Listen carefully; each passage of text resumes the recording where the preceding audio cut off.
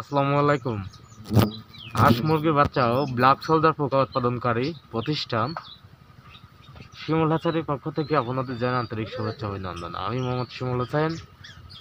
আসলে আমার ফার্মে খুব কম আসা হয়, পোকার ফার্মে আমি বেশ কিছুদিন পর পর ফার্মে আসি, তো তো এই কারণে সেভাবে ভিডিও বানানো হয় না। তো আজকে বিশেষ করে ডিমের ভিডিওগুলা আসলে করার প্রয়োজন, কারণ শীতের সময় অনেকে কমেন্ট করেন যে শীতের সময় নাকি ডিম খুব কম পান, আর ডিম কম পাওয়ার কিছু কারণ থাকে।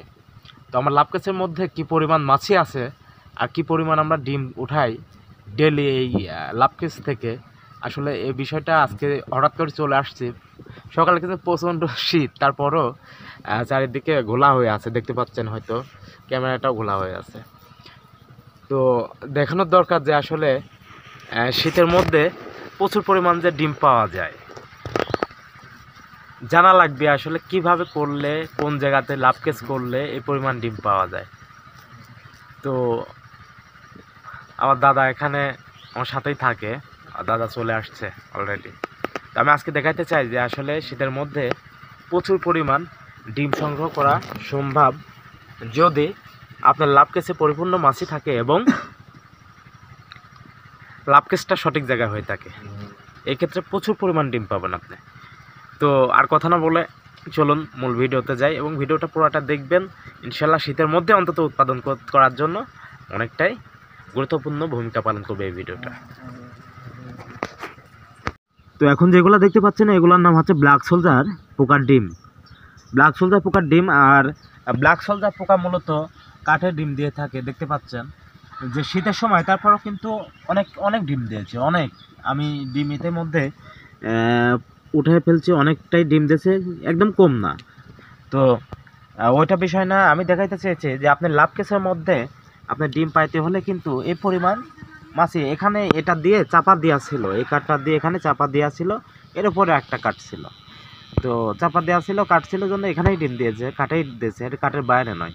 তো আমি এখান থেকে কি করছি, ডিমগুলা কিন্তু সংগ্রহ করতেছি। তো মূল কথা হচ্ছে যে আপনার লাভ কেসের মধ্যে প্রচুর পরিমাণ মাছি প্রয়োজন আছে। যত মাছি থাকবে লাভ কেসের মধ্যে তত আপনি বেশি ডিম পাবেন। তো মূলত আপনারা অনেকেই কমেন্ট করেন যে ভাই শীতের সময় কি আসলে করা যায়। শীতের সময় করা যায় বলতে এখনও রানিং আমাদের খামার, এবং 12 মাসই রানিং থাকে, আর ইনশাল্লাহ আপনাদের দোয়ায় রানিং থাকবে। তো এই মূলত হচ্ছে সিস্টেম। আর ব্ল্যাক সোলজার পোকার যে ডিম, এই যে কাঠগুলা এইভাবে সাজানো থাকে, আপনারা অনেকে আগেও দেখছেন ভিডিওগুলা যে এইভাবে কাঠগুলা সাজানো থাকে। এই কাঠগুলা কী করে এখান থেকে একটা করে ওঠাই, যেমন এই কাঠটা এখন হাতে নিলাম, এই যে হাতে নিলাম, অ্যান্ড এই কাঠে যা ডিম আছে এই পাশে যা আছে এই যে দেখা যাচ্ছে, এই পাশে যা ডিম আছে তো আছে, ওইটা বিষয় না।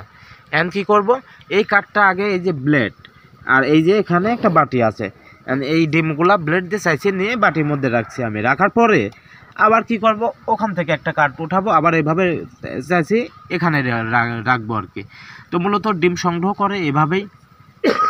তো মূল কথা হচ্ছে এইটা একটা খাটে ব্যবহার করা মশারি। আপনারা শুধু এতটুকু মাথায় রাখবেন যে একদম কম দিয়ে ব্ল্যাক সোলজার পোকা চাষ শুরু করলে আসলে প্রথমে যে সাকসেস হওয়া যায় তেমনটা না। আপনারা যদি ব্ল্যাক সোলজার পোকা চাষ শুরু করতে চান তাহলে মিনিমাম আমার এটার মধ্যে কতগুলা গামলা আছে দেখতে পাচ্ছেন, প্রত্যেকটা গামলাতে 2 কেজি বা 1.5 কেজি করে ব্ল্যাক সোলজার পিউপা মাদার পোকা দিয়ে আছে। 1 2 3 4 5 6 7 8 9 10টা। এই 10টা গামলাতে আপনার মিনিমাম 15 থেকে 20 কেজি মাদার পোকা ঢোকানো আছে, এবং প্রতিনিয়ত এগুলা থেকে দেখতে পাচ্ছেন মাছি বের হচ্ছে। অলরেডি এগুলা থেকে কি হচ্ছে, মাছি বের হচ্ছে, মাছি বের হয়ে ফুটে এখানে উড়ে বেড়াচ্ছে, এবং এইগুলাই কাঠে ডিম দিচ্ছে। তো যাই হোক, যদিও বা লাইভে আসতে পারি না, আর আপনারা ফেসবুক পেজ থেকে অনেকে কমেন্ট করছেন যে ভাই আপনি শুধু খামার দেখান, পোকা দেখান, কিন্তু আপনার নিজের ভিডিও বা আপনার ফেস দেখান না। তো আসলে ফেসের সাথে তো এখানে কোনো স্বাদ নেই। এখানে বিষয়টা হচ্ছে এরকম যে আপনি ব্ল্যাক সোলজার পোকা আসলে কিভাবে চাষ করা লাগে, আপনারা কিভাবে উৎপাদন করবেন, এই বিষয় নিয়ে আমি ভিডিও বানাই।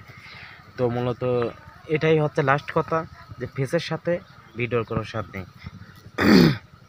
তো মূলত একটা কথা মাথায় রাখবেন যে আপনার পিউপাগুলা যদি অনেক বড় বড় হয় তাহলে মাছিগুলা হবে কি এরকম বড় বড় মাছি বড় বড় হলে আপনি পর্যাপ্ত পরিমাণ ডিম পাবেন।